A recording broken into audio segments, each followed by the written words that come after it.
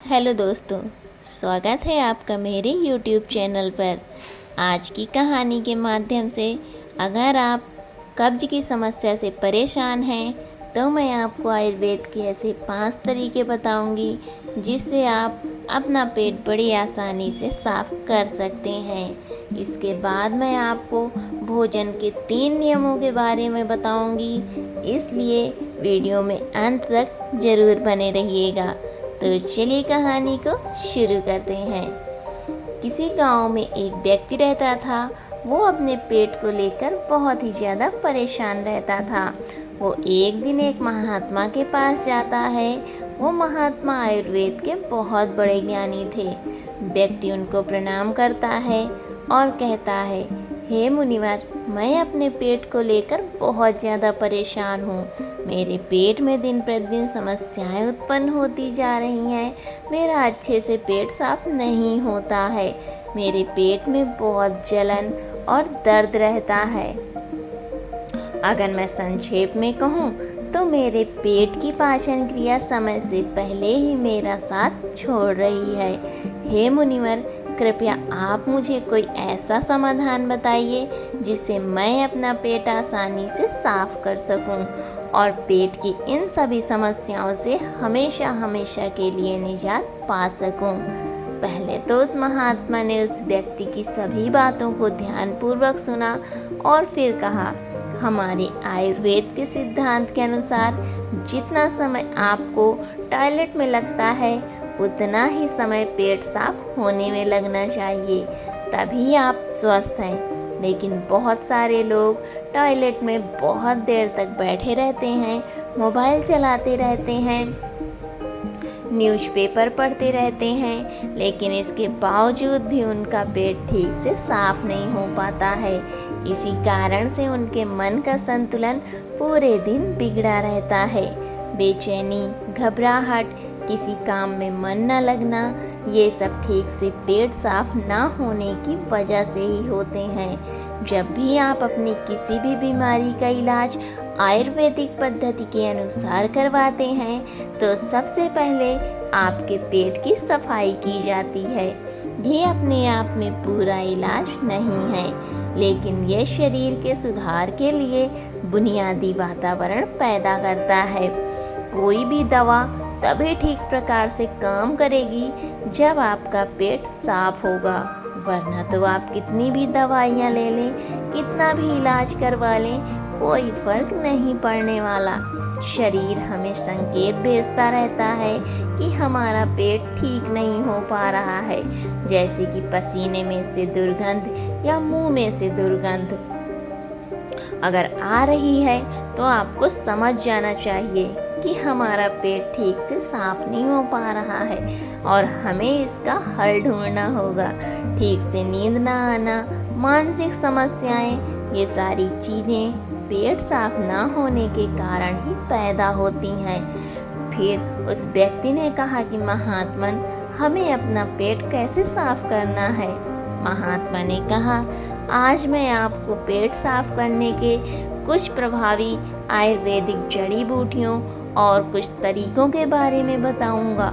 ये जड़ी बूटियाँ आपको कब्ज से भी छुटकारा दिलाने में मदद करेंगी। महात्मा की इन्हीं बातों को सुनकर व्यक्ति बहुत ज़्यादा उत्साहित हो जाता है और कहता है, महात्मन, कृपया आप मुझे उन सभी तरीकों के बारे में बता दीजिए जिनसे मैं स्वस्थ रह सकूं और अपना पेट साफ रख सकूं। महात्मा ने बताया, पहला तरीका, सबसे पहले हमें ये समझना चाहिए कि आज के समय में हमारी दिनचर्या और हमारा खान पान पूरी तरह से बदल चुका है और उसी बदलाव की वजह से हमारे शरीर में नाना प्रकार की बीमारियां पैदा होती हैं और हमारा पेट भी ठीक से साफ नहीं हो पाता। उदाहरण के लिए, आज के समय में ज़्यादातर लोग फ्रिज का पानी पीते हैं जो कि बहुत ठंडा होता है और जितना ठंडा पानी आप पिएंगे आपके पेट में जमा गंदगी उतनी ही सख्त होती जाएगी और इसी कारण से कब्ज जैसी बीमारियां पैदा होती हैं। अगर पानी को गर्म करके गुनगुना करके पिया जाए तो पेट की गंदगी बड़ी आसानी से साफ हो जाएगी। सुबह उठते ही 2 गिलास गुनगुना पानी आराम से घूंट घूंट करके पिएं। कुछ लोगों को लग रहा होगा कि घूंट घूंट करके पानी पीने में तो बहुत समय लगेगा, लेकिन ये सबसे आसान और घरेलू नुस्खा है जो सब लोग अपना सकते हैं। बस संयम और नियम की ज़रूरत होती है।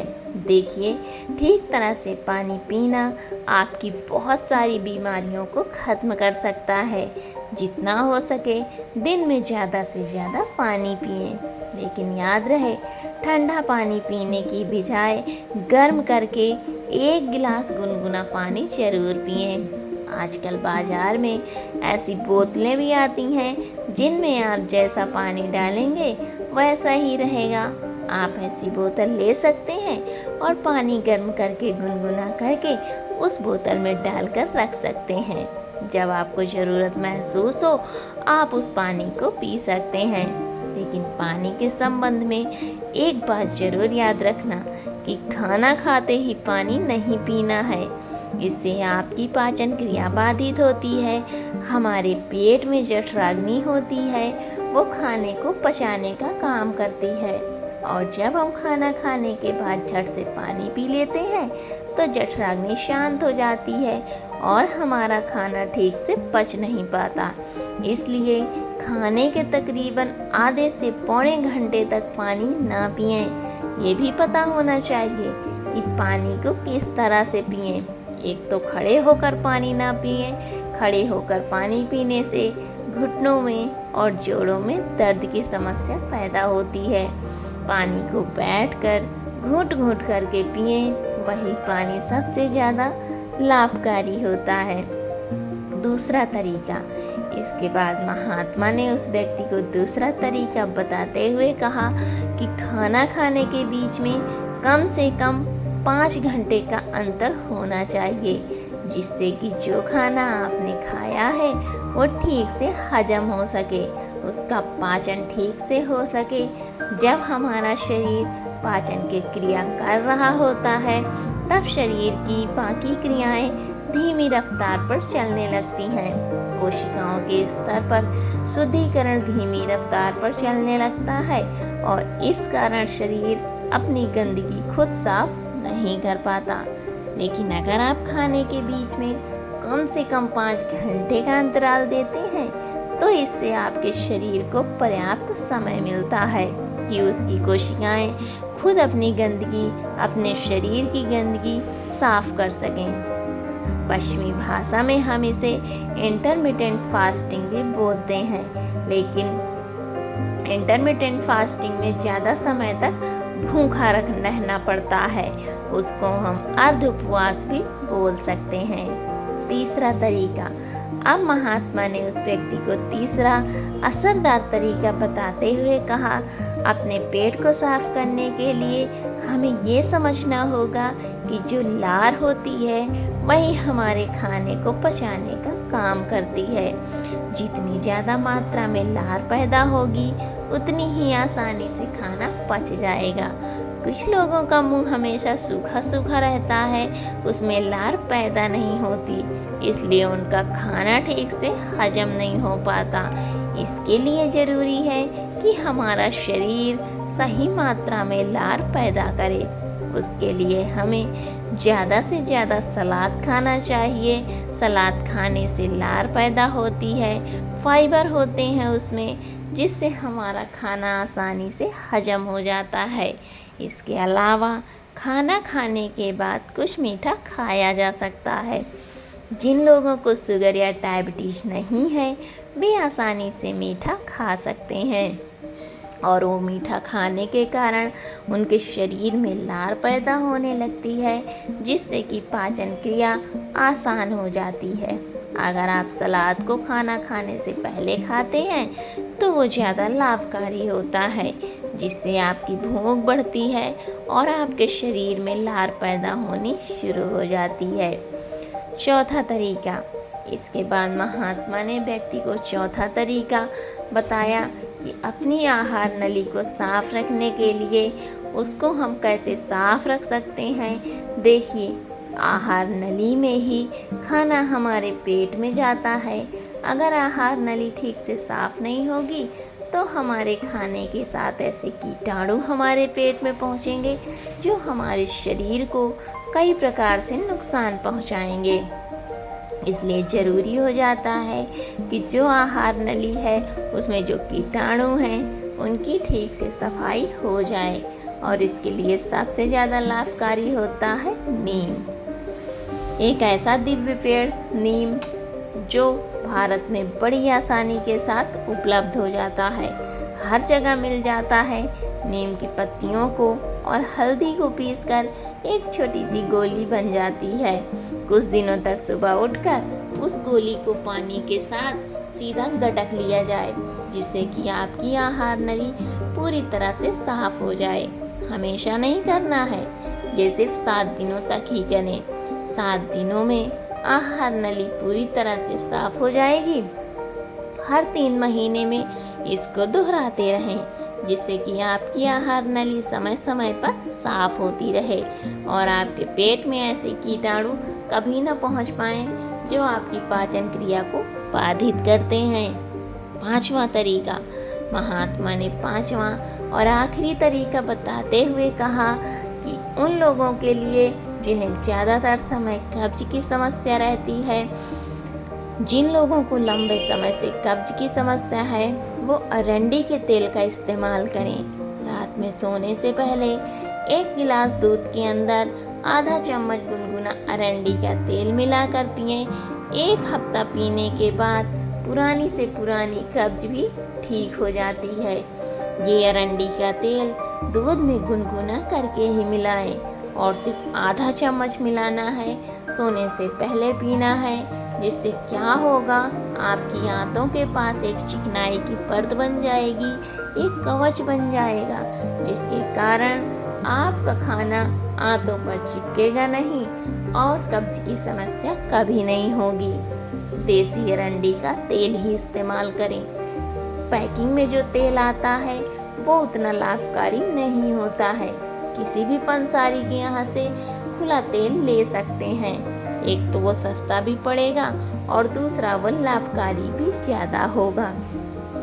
इसके अलावा सोने से पहले त्रिफला का भी सेवन किया जा सकता है। आंवला, बहेड़ा और हरड़, ये 3 ऐसे जादुई फल हैं जिनसे मिलकर त्रिफला बनता है। इन तीनों की अलग अलग खूबियाँ हैं, लेकिन अगर इन तीनों को एक साथ मिला दिया जाए तो इनकी दिव्यता, इनके गुण और ज़्यादा बढ़ जाते हैं। रात को सोने से पहले गुनगुने पानी के साथ आधा चम्मच त्रिफला का सेवन किया जाए। शरीर की सारी गंदगी बड़ी आसानी से साफ हो जाएगी।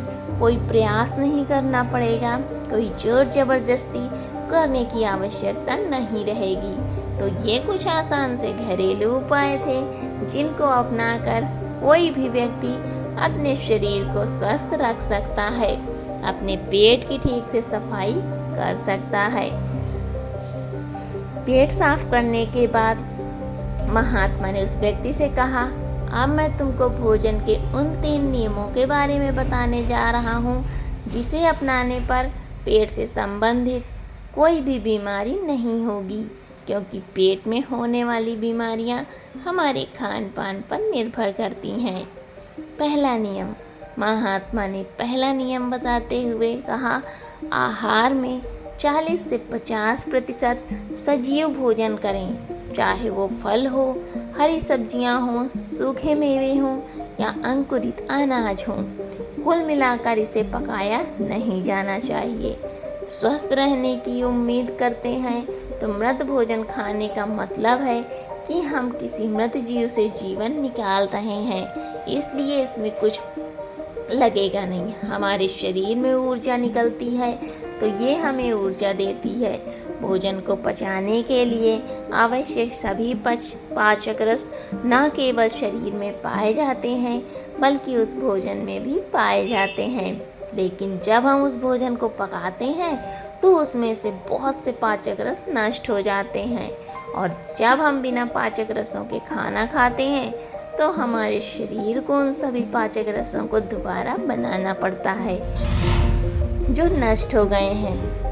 लेकिन किसी व्यक्ति का पाचन तंत्र कितना भी अच्छा क्यों ना हो, वो उन सभी पाचक रसों को दोबारा नहीं बना सकता है जो नष्ट हो गए हैं। दूसरा नियम। व्यक्ति ने पूछा, महात्मन, अब मुझे आप दूसरा नियम बताइए। दूसरा नियम, शुद्ध शाकाहारी भोजन खाएं, यानी जो भोजन पेड़ों से मिलता है, जानवरों से नहीं। मांस, मछली, अंडा ना खाएं।